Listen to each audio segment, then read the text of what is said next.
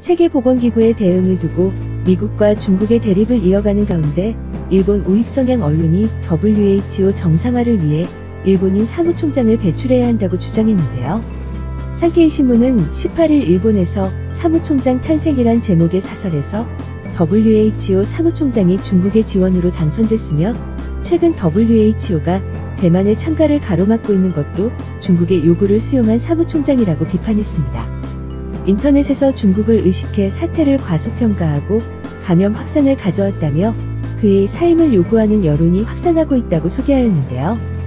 그러면서 주요 7개국은 2022년 차기 사무총장 선거에 후보를 내세워 WHO 정상화를 위한 역할을 완수해야 한다며 일본이 사무총장을 내는 것도 유력한 선택지라고 주장했습니다.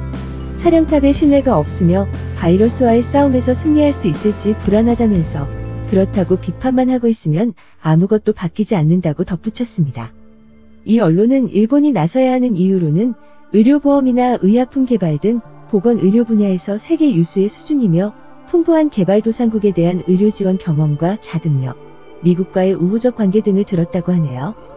이어서 인류 전체의 건강에 공헌할 수 있는 요소를 갖추고 있다고 주장하면서 코로나 대응 과정에서 드러난 일본의 부실한 검사체계와 병상 및 의료물품 부족에 따른 의료붕괴 위기는 일절 언급하지 않았습니다. 그리고는 느닷없이 한국을 거론하며 견제에 나섰다고 하는데요.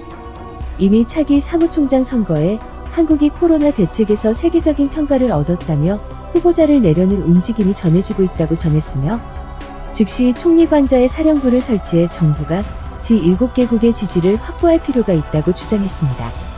정은경 질병관리본부장에 대한 세계 각국의 호평과 그를 WHO 사무총장으로 추대해야 한다는 일부 국내 여론을 의식한 것으로 보이기도 하네요. 한편 문재인 대통령은 현직 대통령으로는 처음으로 세계보건기구의 최고 의결기관인 세계보건총회에서 기조연설을 한다고 전해졌는데요. 문 대통령의 WHA 기조연설은 우리나라 현직 대통령으로서는 처음 있는 일이라고 합니다. 문 대통령은 기조발언에서 한국의 코로나 대응과 관련해 개방성, 투명성, 민주성의 원칙하에 적극적인 확진자 추적과 선제적이고 투명한 방역 조치, 국민들의 자발적이고 민주적인 협조로 상황을 관리하고 있다는 점을 설명할 예정이라고 합니다. 또한 그동안 강조했던 코로나 극복을 위한 국제사회의 긴밀한 협력과 연대의 중요성을 다시 한번 알리고 글로벌 보건 위기 상황에서 WHO 역할의 중요성을 강조할 전망이라고 합니다. 문 대통령의 이번 기조연설은 지난달 WHO 사무총장의 요청으로 이뤄졌으며 당시 테드로스 사무총장은 문 대통령과의 통화에서 특별한 제안을 하고 싶다면서 5월에 화상으로 개최될 세계보건총회에서 아시아 대표로 대통령께서 기조 발언해달라고 요청했다고 합니다.